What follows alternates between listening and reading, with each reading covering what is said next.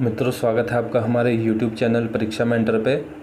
आज हम यहाँ शैक्षिक अभिरुचि के प्रश्नों के ऊपर बात करने वाले हैं।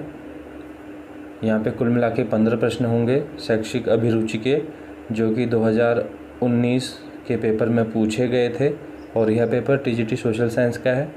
इस पेपर के अन्य भाग हमने पहले ही आपके लिए अपलोड कर रखे हैं और इसके अलावा भी हमने 2019, 2016, 2014 के अनेक प्रश्न पत्र आपके लिए पहले से ही अपलोड कर रखे हैं। जितने भी अभ्यर्थी 2022 में एग्ज़ाम की तैयारी कर रहे हैं, उन सभी के लिए हमारे चैनल में अपलोड किए गए वीडियो उपयोगी हो सकते हैं, जिसमें सामान्य हिंदी के वीडियो हैं, सामान्य अंग्रेजी, रीजनिंग, सामान्य जागरूकता और साथ साथ टीचिंग एप्टीट्यूड।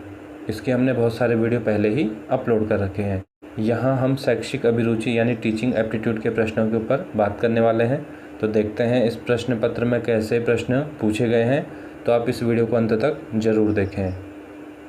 पहला सवाल, जीन पियाजे के शोध और दर्शन के अनुसार शुरुआती जीवन काल में बच्चों के अधिगम का आधार डैश होती है। सही आंसर है इसका नाटक।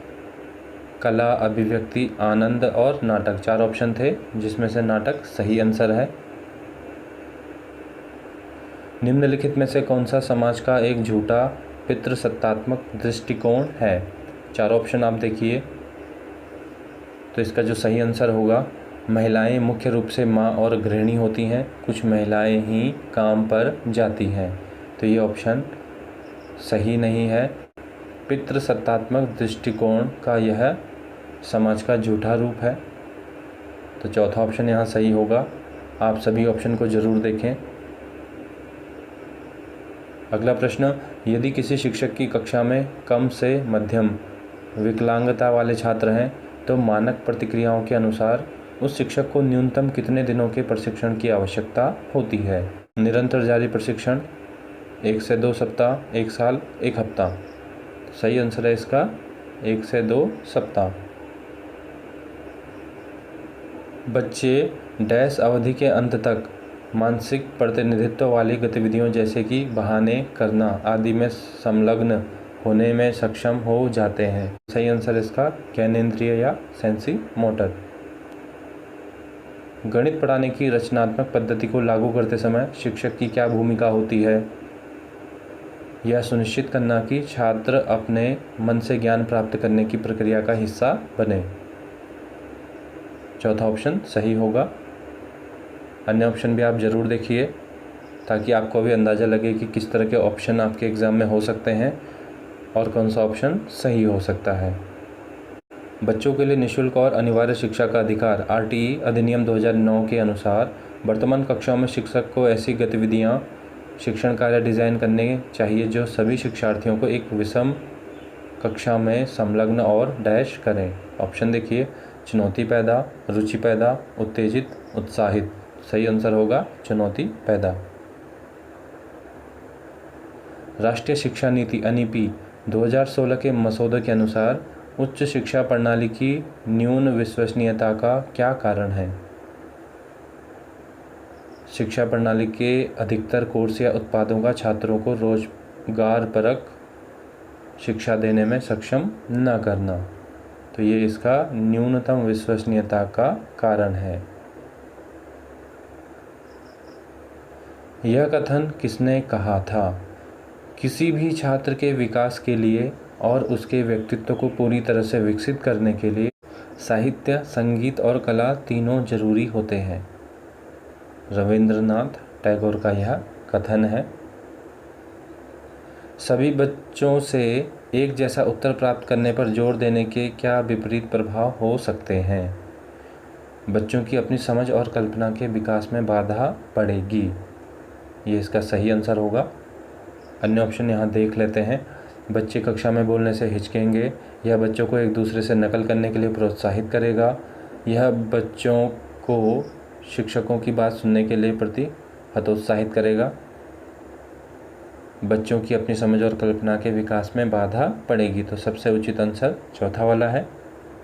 राष्ट्रीय पाठ्यक्रम रूपरेखा NCF 2005 स्कूलों में विज्ञान पढ़ाने के लिए किस शैक्षणिक दृष्टिकोण को अपनाने का सुझाव देता है? चारों ऑप्शन देखिए। सही आंसर होगा पूछताछ आधारित दृष्टिकोण। निम्न में से किस काल में गुरुकुल, आश्रम और परिषद नामक शिक्षा केंद्रों का उदय हुआ और शिक्षा ने एक औपचारिक स्वरूप लेना शुरू किया? बौद्धिक काल, वैदिक काल, मुगल काल, मध्यकाल। सही आंसर है इसका वैदिक काल।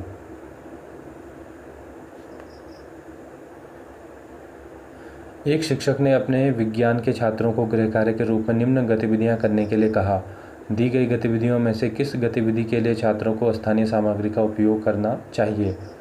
अपने भोजन संबंधी आदतों को सुधारने और स्वस्थ बने रहने के लिए व्यायाम करने का संकल्प लें। अपनी सक्रियता और विकास की आवश्यकताओं के अनुरूप संतुलित आहार की अवधारणा अपनाएं और उस हिसाब से अपना खानपान व्यवस्थित करें। घरों में माएँ चावल गेहूँ को हाथों से साफ करते समय जिन चीज़ों को फेंक देती है उनका निरीक्षण करें, अशुद्धियों को पहचानें और खाने पर उनके संभावित दुष्प्रभावों का आकलन करें।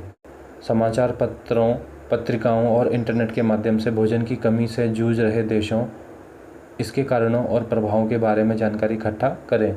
सबसे सही आंसर होगा यहाँ पे तीसरा ऑप्शन। निम्नलिखित में से कौन सा बाल केंद्रित अध्यापन विज्ञान का एक उदाहरण है? चार ऑप्शन देखिए। बच्चों को स्कूल के भीतर और बाहर अपने अनुभव के साथ स्कूल के ज्ञान को साझा करते हैं और दोनों को एकीकृत करते हैं, तो दूसरा ऑप्शन यहाँ सही होगा। एक शिक्षक अपनी कक्षा में छात्रों को कागज़ के हवाई जहाज बनाने के लिए कहता है। यह शिल्प या क्राफ्ट में डैश को एकीकृत करने का एक उदाहरण है। चार ऑप्शन है खेल, गणित अधिगम, भाषा अधिगम, सामाजिक विज्ञान अधिगम। सही आंसर होगा गणित अधिगम। 5 मई 1988 को स्थापित राष्ट्रीय साक्षरता मिशन प्राधिकरण NLMA का उद्देश्य क्या है?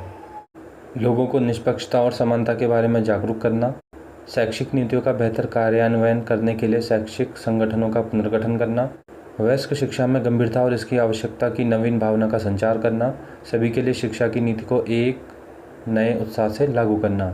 सही आंसर है वयस्क शिक्षा में गंभीरता और इसकी आवश्यकता की नवीन भावना का संचार करना।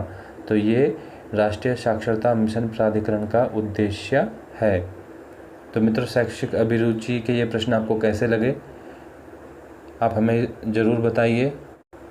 हमारे इस वीडियो को लाइक करिए, शेयर करिए। यदि आप हमसे नहीं जुड़े हैं तो हमारे चैनल को सब्सक्राइब करिए। मिलते हैं अगली वीडियो के साथ। हमसे जुड़ने और वीडियो देखने के लिए बहुत बहुत धन्यवाद।